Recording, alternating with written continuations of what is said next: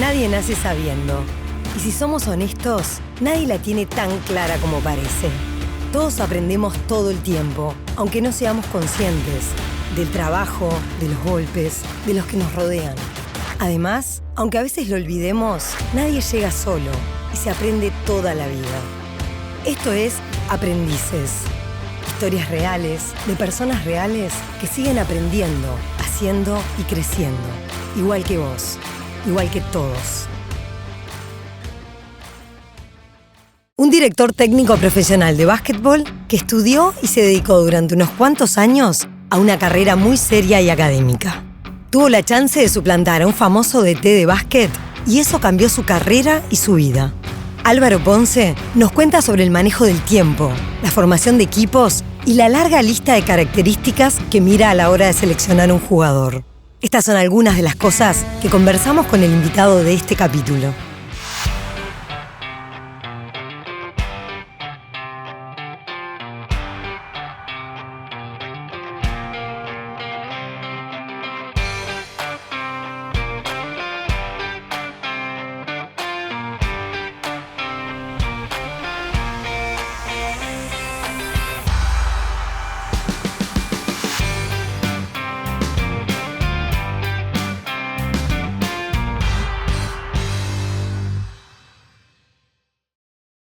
Bueno, Álvaro, gracias por venir. Un gusto que tengas un ratito para conversar hoy. Buen día, Alejandro. Sí, el gusto es mío. Me encanta tener este tipo de entrevistas, así que... Buenas. Te decía que vamos a hablar un poquito de cosas capaz que un poco distintas a las que estás acostumbrado, pero para arrancar, contame a qué te dedicas. O sea, hoy si tuvieras que definir quién sos y qué haces. Sí, hoy es entrenador de básquetbol. Sí, tengo que ponerlo en el pasaporte cuando lo renueve. Sí, entrenador profesional de básquetbol. Hoy eso. Durante muchos años me dediqué a mi carrera profesional, que era de biólogo. Sigo siendo.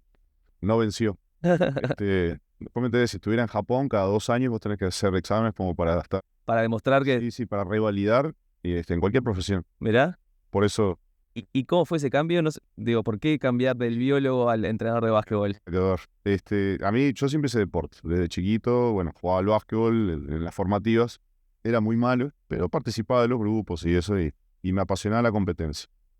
Cumplí 20 años, se me terminaron las formativas porque no podía jugar más, por no tener capacidad. Y siempre fui un buen estudiante. A los 17 y pico entré a la facultad, me recibí de biólogo y empecé a trabajar como biólogo ya a los 23 años.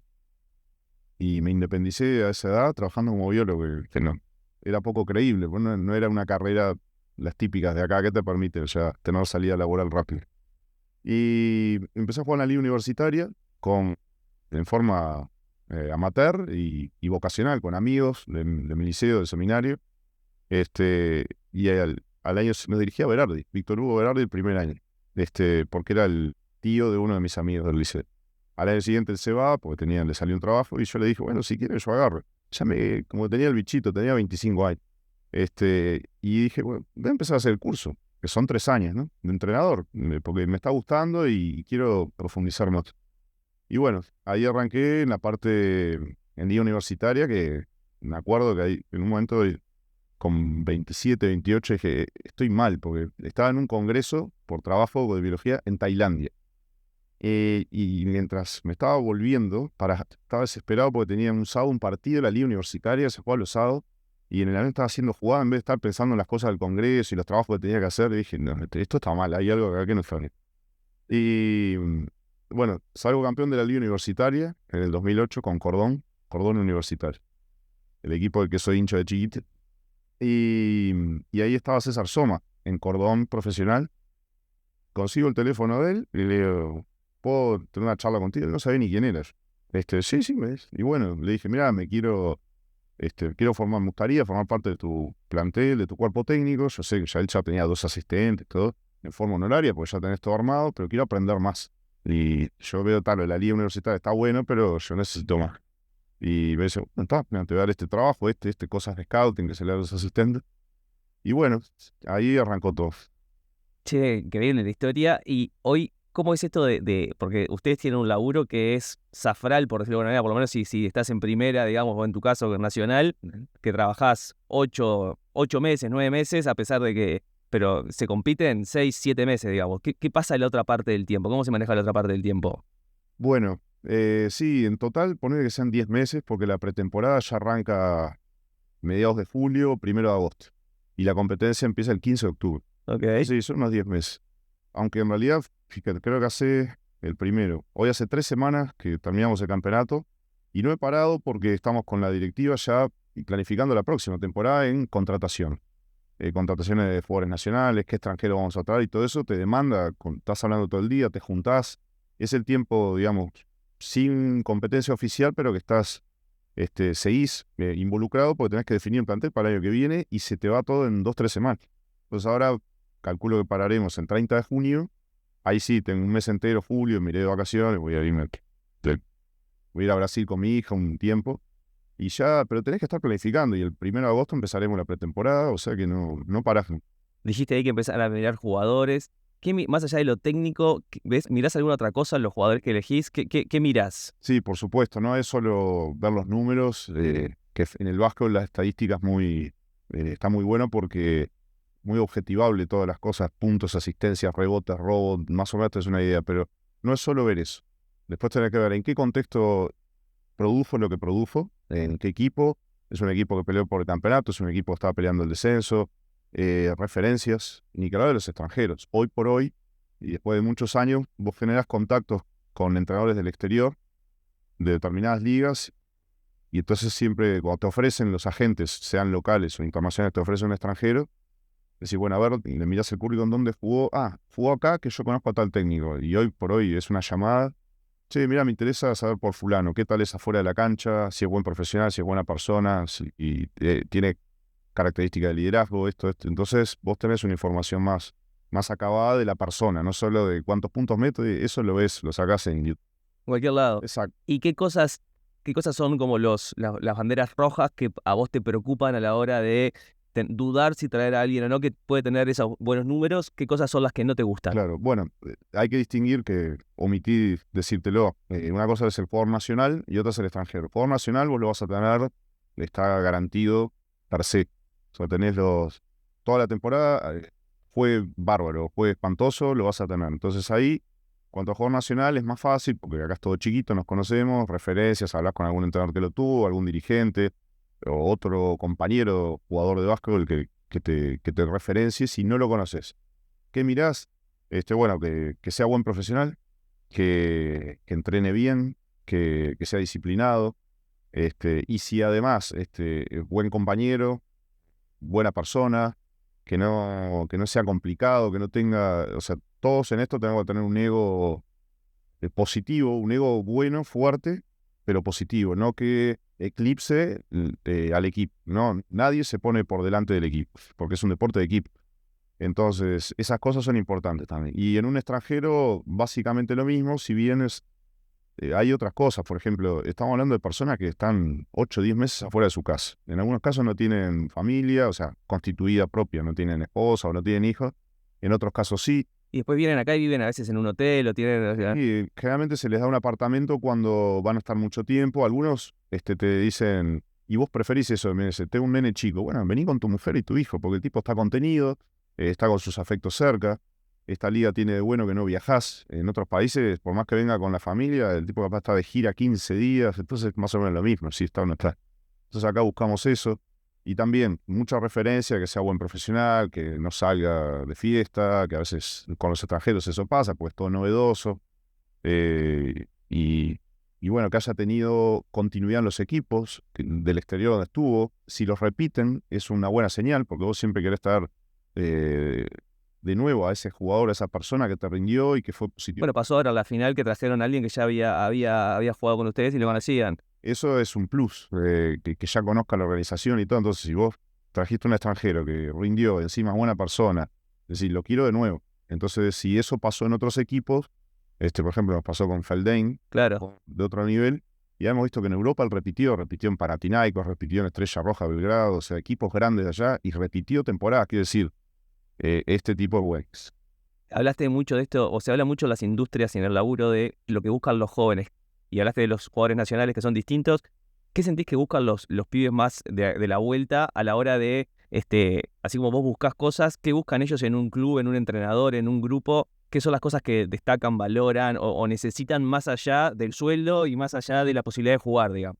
Sí, he visto una evolución en eso. Yo hace 15 años que estoy en primera y he visto una evolución positiva que demandan, o sea, son más exigentes en el buen sentido en cuanto a calidad de entrenamiento y lo que te dicen jugadores desde, no sé, Ginóbili hasta un juvenil hoy, que lo que más valora en un entrenador no es solamente la parte técnico-táctica y los conocimientos, que se asume que en primera división tenés que tener un mínimo. Algunos sabrán más o menos, pero hay un mínimo que sí o sí tenés que tener. Es la parte, lo que ellos más valoran es la parte humana. Te lo dicen en entrevistas, o sea, jugadores de ultra elite, que lo que más se acuerdan es la parte humana, las charlas que tuvieron con el entrenador de turno, los consejos que le dio, cómo lo trató, qué valores le dejó. Entonces, vos decís, si jugadores de elite, que a veces son ellos los que te enseñan más cosas técnicas, tácticas a vos que vos a ellos, por el nivel en el que has jugado, si ellos mismos, con lo que se quedan después de una carrera exitosísima, es la parte humana, entonces, bueno, vos ves que hoy los jugadores piden eso, o sea, que haya buen trato, no que seas que no tengas un estilo de liderazgo militar, digamos, Sí, la jerarquía, no tan jerárquico, no tan distante, digamos. Claro, exacto. Pero sí a la vez que les exijas. Entonces, lo cual está bien, porque si no hay exigencia, no hay mejora. No salen de la zona de confort si vos te haces amigo o tenés una buena onda desmedida o querés caerles en gracia. Entonces eso te limita a veces a exigirle. A veces la exigencia no todos la toman por igual. En algunos casos, eso va en personalidades. Como tal, hay millones diferentes, pero hay tipos que los exigís y te dan un plus. Hay otros que los exigís y como que se achican. En general ellos te demandan que los exijas porque es la forma de crecer. El cómo exigís, bueno, eso es clave para que realmente él te dé el máximo. Si hay jugadores que vos sabes que si les gritás fuerte, no, es como que se cierran y no van a aprender lo que vos le digas. Vos podés saber un montón, pero no les llega. Y si no les llega, el jugador no mejora. Por el contrario, otros que si sos muy suave con ellos, no se sienten empujados. Entonces tampoco les sirve. Es un equilibrio delicado, porque por un lado vos mandás, o sea, a vos te dan Sí, tomás decisiones todo el tiempo. tenés que tomar decisiones, pero por otro lado, si lo haces de una manera que no les llegue, ellos tienen, entre comillas, el poder de sacarte, porque no rinden, aunque sea inconscientemente, no para decir, vamos a echar a este que no, pero inconscientemente no les llega lo que vos le transmitís, entonces el jugador no rinde, por ende el equipo no rinde y te tenés que ir. ¿Y cuánto te llevan las charlas más individuales en tu día a día?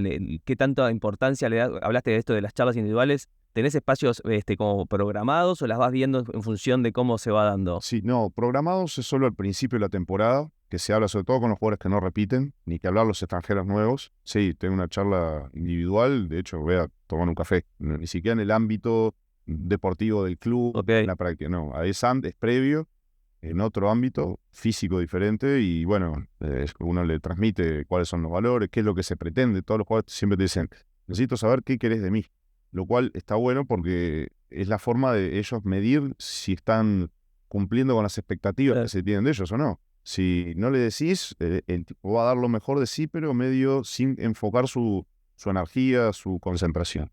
Entonces, bueno, se le dice qué es lo que se pretende, de qué manera, se le explica cómo es uno también. Pero eso es, digamos, teoría, porque el jugador te puede estar diciendo, sí, muy bueno todo, muy lindo la charla, pero después, como se dice en nuestro ámbito, la cancha habla. La cancha tanto para el jugador en los partidos, que se muestra lo que es, como para el entrenador en su ámbito, que es cuando entrena, valga la redundancia, ahí es cuando el jugador dice, este loco sabe, este loco tiene un plan, tiene una metodología y me la transmite de forma clara y entonces vos le podés vender el oro y el moro en una charla, pero después es a la hora de la verdad cuando ellos, como se dice vulgarmente, te miden el aceite. Y después, durante el año, las charlas son en función, ahí no pueden ser planificadas, son en función de cómo se va dando o te diría que es artesanal ahí, porque tenés que ir viendo cada jugador su momento. Terminó un partido y el tipo lo ves medio aplacado, entonces al otro día, vení, vamos a hablar y hablás antes de que empiece la práctica o en la sesión de video. o después del video te quedas un ratito, cuando finaliza la práctica. Eso sí, es muy en función del momento de cada jugador y el campeonato que tenés. Sí, con todos terminás teniendo varias charlas individuales. Hablaste un poco de los estilos de liderazgo y de los estilos que necesita cada uno. Si yo le preguntara, tuviera la oportunidad de preguntarle a los jugadores del plantel qué cosas valoran de vos, ¿qué pensás que me dirían? Es un poco subjetivo, ¿no? Pero hagamos el ejercicio, me parece que... No, está bien, sí.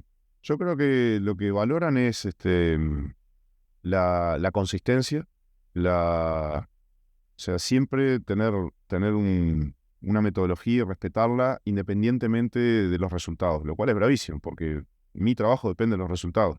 Entonces, si vas ganando una cosa, si vas perdiendo otra, pero que vean que hay una consistencia. Este tipo tiene un método y lo respeta y le da resultado y es estable emocionalmente. Eso es muy importante. No es que ni los triunfos te ponen muy eufórico, ni las derrotas te deprimen. Vos mantenés una línea porque sabés, tenés un objetivo claro. Vos como líder tenés que mandar un destino. Bueno, vamos para allá. Nuestro objetivo es ese. Vamos para allá y de esta manera. Y lo cumplís. Obviamente tenés que tener cierta flexibilidad en algunas cosas. Más que flexibilidad, adaptación. Que tenés que ir viendo, la lesión de un jugador. Bueno, cómo el equipo se readapta. Les pasó ahora la final, digamos. Claro, ante la ausencia de tal jugador que nos da tales cosas. Bueno, entonces tenés que ir modificando eso. Un jugador, como nos pasó el chileno Suárez, tuvo familia y se fue 5 semanas. Y bueno, tenés que adaptarte, pero vos te adaptás, pero el destino está claro y se lo tenés que transmitir en forma clara. Yo creo que ellos valoran eso, la consistencia, una metodología clara. Y me parece que para todo líder es clave la autenticidad. Que no vean que estás impostando algo que no sos, que te vean como sos. No tenés que fingir ser nadie diferente. Y ellos valoran eso, que seas directo con ellos, que seas frontal, que no vendas humo, que seas claro en lo que querés y sobre todo frontal, decir las cosas como son. Que ellos sepan frente a quién estás parado, en el acierto o en el error, pero que digan, bueno, Álvaro es así. Y no anda con dobleces, es recto, se podrá equivocar, como cualquiera, pero lo hace con la intención de siempre mejorar y siempre crecer. Creo que eso, más de uno lo ha destacado, como que se sienten que uno da lo mejor. Y en el ejemplo, no hay mejor forma de liderar que con el ejemplo. Y si ellos ven que vos preparás las prácticas, que preparás bien los partidos, que les das herramientas, planes de juego buenos de acuerdo al rival, entonces se sienten respaldados, digamos. Y eso me parece que sería Y si les preguntara por contrapartida, che, ¿qué es lo que menos te gusta o las cosas que pensás que Álvaro debería mejorar? ¿Qué me dirían? Sí, y bueno, capaz que un poco la contracara de eso es en algunos casos, como ser disciplinado por demás, porque la disciplina es fundamental. A veces se malinterpreta la disciplina como, no, esto es como algo militarmente malo, cuando hay valores militares que son muy buenos en el liderazgo, porque estás en situaciones bajo presión que no podés dudar, digamos, ¿no? Salvando las diferencias, porque en la parte militar lo que te va en juego es la vida, acá lo que va en juego es un partido de básquetbol, pero capaz que en algunas cosas como que sea demasiado disciplinado, que en algunos casos les gusta y en otros no tanto. Eso puede ser que alguno capaz que no, como que en algunos términos no hay mucho gris, blanco o negro. Y yo me he dado cuenta con los años que hay grises. Tiene que haber grises, son importantes y hay que manejarlos bien. Pero bueno, tal vez sea lo que más me cuesta en algunas cosas, como que intento ser flexible, intento ver el otro lado de la moneda, pero en algunos como que no, esto es así y no podés ceder. Y bueno, capaz que algunas personalidades puede ser que eso les choque.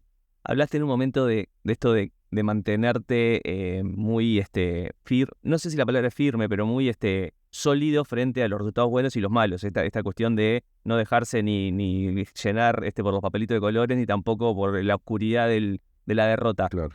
¿Trabajás eso a nivel mental? ¿Te ayudás? ¿Te dejás acompañar? ¿Te acompaña alguien? ¿Haces terapia? ¿Cómo manejás la parte más mental tuya? Mira, no, terapia cero. Sí hice, antes de ser entrenador profesional, o sea, hace 15 años que estoy en eso. Bueno, antes hice terapia por las mías, hice conductual, hice psicoanálisis, pero cuando trabajaba de biólogo, cuando el básquet no era más que un hobby. Y llegó un momento que yo personalmente me di cuenta como a veces la gente busca en la terapia como que le brinden soluciones de afuera, que le llegue todo afuera, o sea, comodidad.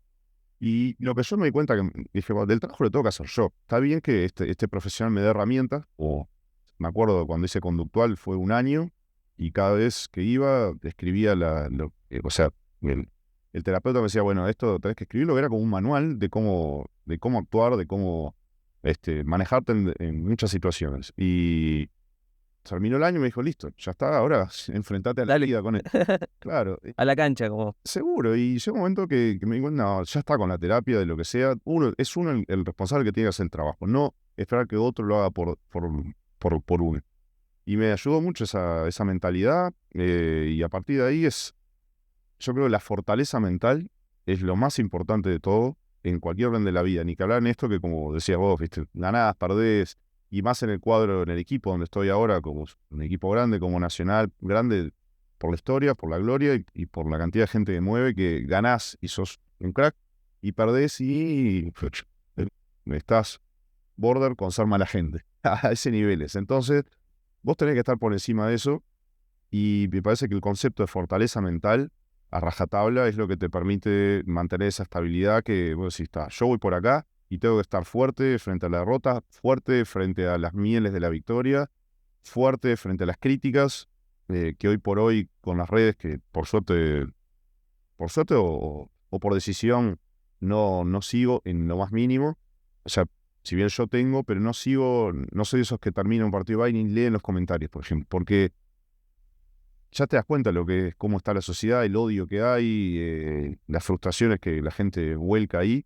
Entonces es como que esto no existe. De la misma manera que no miro informativos, por ejemplo, hace 30 años, porque me empecé a dar cuenta que es un bombardeo de cosas negativas que no te aporta nada.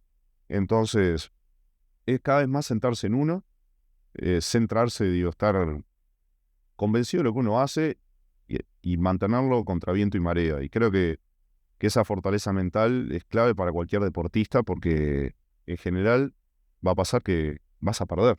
Es lo más lógico, gana un equipo y pierden 11.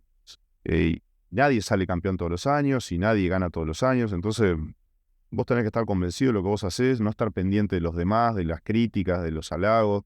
Vos mantenerte firme. Yo creo que el jugador, si ve eso en el líder, a ellos les ayuda mucho. Nos pasó ahora en estas finales que estábamos 1-3 abajo. Solo 2 equipos en la historia del mundo habían revertido una final un 1-3. Uno en la NBA y otro en China. Y bueno, acá fue estar tranquilos, decirle, a ver, ustedes han sido el mejor equipo de la temporada, es un partido por vez. Y de hecho nos pusimos 2-3, nos pusimos 3-3 y no hubo festejo, no hubo nada. O sea, terminamos, fuimos al vestuario, falta uno más. Es como mantener una estabilidad que los jugadores después dijeron, nos sirvió eso porque vimos que no era, se nos viene todo abajo, qué horrible. No, es un partido. Y bueno, creo que todo eso se resume en lo que es fortaleza mental, o sea, en estar por encima de las circunstancias, convencido de lo que vos haces. Hablaste fortaleza mental, hiciste mucho ahora en esto de la fortaleza mental. La fortaleza mental tiene mucho que ver con uno y la podés trabajar, vos decís, yo la trabajo.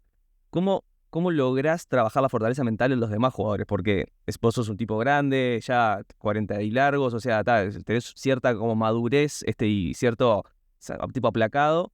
Tenés jugadores jóvenes, de 20 y poco, no sé qué. Esa fortaleza mental, ese 1-3 abajo, y eso que vos hacés de las redes, los chicos, me imagino que no lo viven de esa manera, miran redes, están bombardeados por los comentarios, el periodista que los aborda ya a la salida del partido, toda esa presión colectiva. La fortaleza mental, ¿cómo juega ahí? ¿Cómo se la inculcás o cómo lográs inculcársela a los otros? Sí, es buena la pregunta porque no tengo la respuesta. Es algo muy difícil. Reconozco que va a lo que dijiste, a lo que preguntaste anteriormente, de cómo elegís a los jugadores, porque hay cosas que vos te das cuenta que no las puedes inculcar. Va en la personalidad de cada uno, o lo traes o no lo traes. Dicho eso, sí, igual, por más que es mucho más fácil cuando ves que un tipo ya tiene eso, es mucho más fácil pulírselo, que cuando no lo tiene en absoluto y tenés que tratar de levantarlo. Por suerte hemos tenido casos de jugadores que nosotros, no solo este año, de que pensamos que no era muy fuerte mentalmente y sin embargo, ese jugador apoyándose en el equipo, apoyándose en el ejemplo, logró dar muestras de eso. Entonces eso te deja muy contento. Primero, la mejor forma de trabajarlos fue en el ejemplo, porque ellos, o sea, te están viendo todo el tiempo, eso es el modelo de ellos, en cuanto a esto, a la parte de la actitud, o de cómo se enfrenta estas presiones. Entonces, el ejemplo es la mejor manera, el ser auténtico, el ejemplo que ellos digan, él pregona esto, porque vos podés decirle, no te puedes caer, tenés que estar fuerte siempre, tenés que estar por encima de una mala actuación, tenés que estar por encima de una mala noche, tenés que. Todo muy lindo en la teoría, pero si ellos ven que lo que vos decís o lo que vos les exigís, ellos ven que vos te lo aplicás a vos mismo, es la mejor manera que imiten eso, que imiten esa forma. Entonces, primero predicar con el ejemplo. Después, a su vez, mostrarles ejemplos de deportistas de otras disciplinas, inclusive, si son basquetbolistas mejor, ultra conocidos, o sea, de renombre mundial, y le mostrás ejemplos de ellos, o a veces que hasta lo hacen, hay videos de ellos que explican cómo superaron distintas situaciones de adversidad en sus carreras. Porque la gente dice, pero es multimillonario. Sí, pero las presiones que tienen son tremendas, y cómo están por encima de eso, como gente que incluso transcurrió enfermedades embromadas y la sortió. Entonces ellos ven, primero tu ejemplo, después ven ejemplos de, no sé, de tenistas de nivel mundial, ¿no? Que los conocemos todos, de nadadores, de futbolistas. Entonces vos le decís, mira, ellos pudieron con esto, vos ni que hablar que podés. Entonces es como una suerte de terapia que ellos van viendo como el mundo no se les termina en su ombligo, y no hay dramas importantes que gente, inclusive hasta por fuera del deporte, que supera dramas y situaciones mucho más complejas que lo nuestro, que es un juego.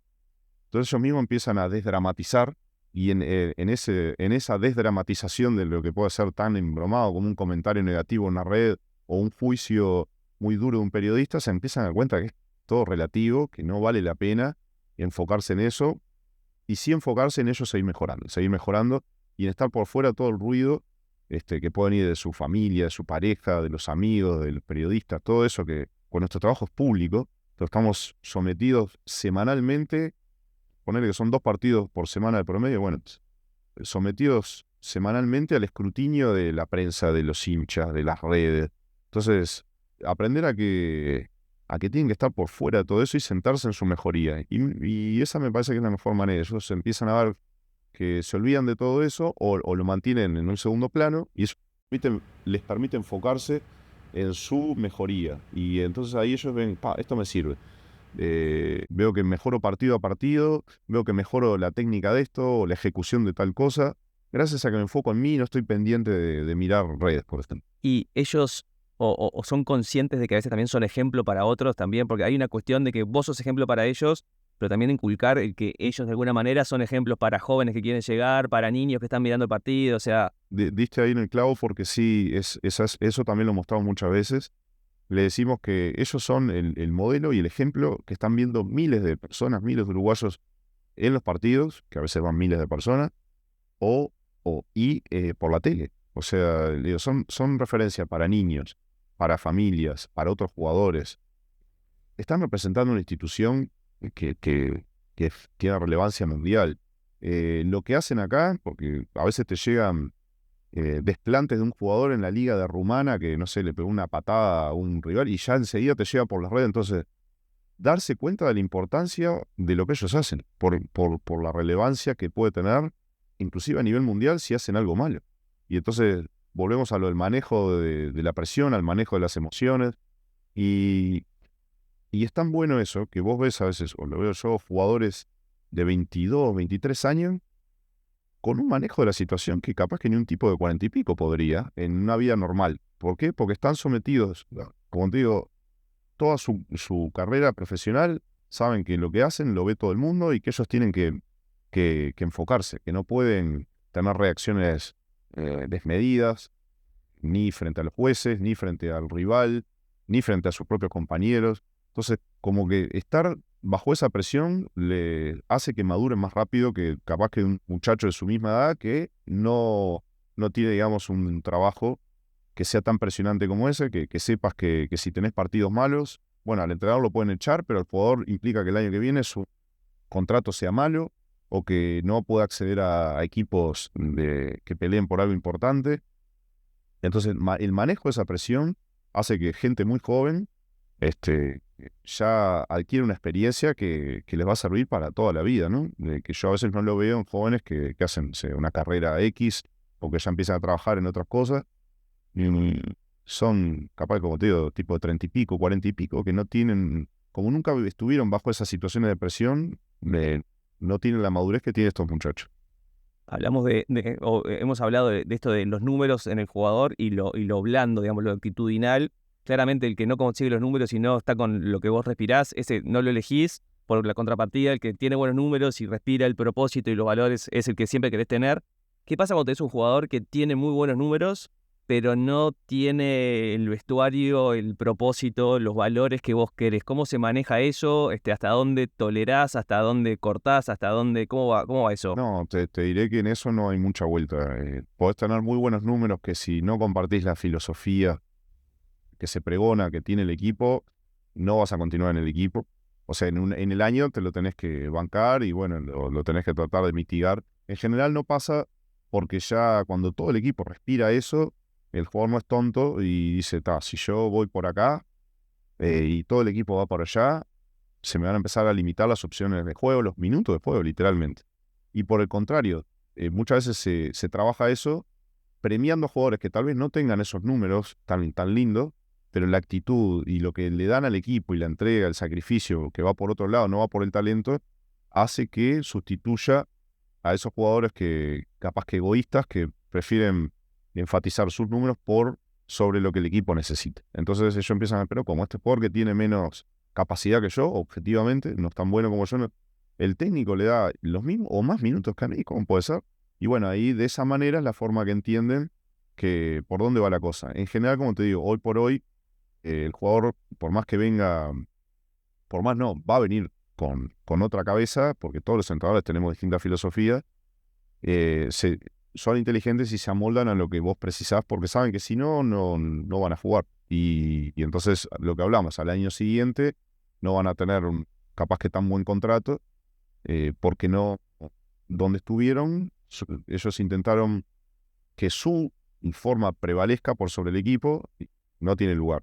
Ojo, en algunos casos es muy fácil, en la teoría, como te lo digo, hay jugadores súper estrella, pasan la NBA, que ganan fortunas mucho más que el entrenador y capaz que casi todo el plantel juntos, y es al revés. Vos tenés que adaptarte a lo que esa superestrella ve y también está la capacidad del entrenador de flexibilizar y no entrar en un conflicto con esa superestrella, sino al revés, bueno, hacer que todo fluya en torno a él. No pasa en Uruguay, pero sí pasa en otras ligas. En la NBA pasa porque hasta hay contratos de publicidad que el jugador no puede jugar menos de tantos minutos.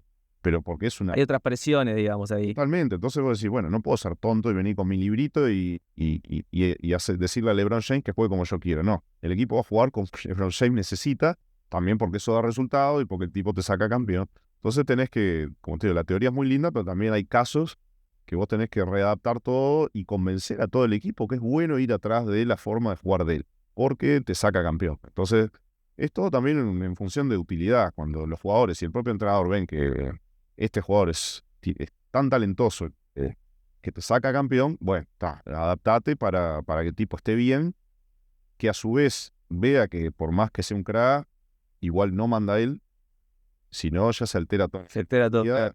Y el equipo no funciona. Es un equilibrio muy delgado, pero también que el jugador vea que lo que me plantea este entrenador potencia mis talentos, ya que me lo compro.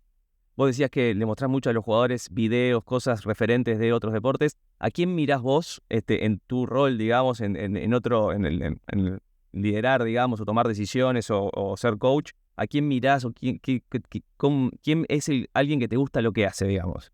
Te diré que es múltiple, es múltiple. Por ejemplo, yo leo muchas biografías de líderes en la historia. No sé, Churchill, por ejemplo. Porque no, lo que te decía al principio, uno no puede copiar estilos. En los entrenadores, vos mirás sí cómo manejan determinadas situaciones, pero si no trabajaste con ese entrenador en el día a día, por lo que veas en un partido, en un video, en un minuto de tiempo, eso no te va a servir. Entonces, vos tenés que definir tu estilo propio, pero sí miro, como te digo, leo, sobre todo es a través de la lectura, libros que han publicado entrenadores conocidos mundialmente, con una vasta experiencia que te van diciendo cómo manejaron un montón de situaciones que eran nuevas para ellos o que ya después dejaron de serlo. pero cómo manejaron determinados jugadores, egos. Pues leo mucho de otros entrenadores, leo mucho de líderes a nivel mundial, líderes militares, líderes políticos, de todo un poco, y ahí te vas haciendo una idea. Pero insisto, lo del liderazgo sí se hace, pero también se nace. Es una mezcla de las dos cosas.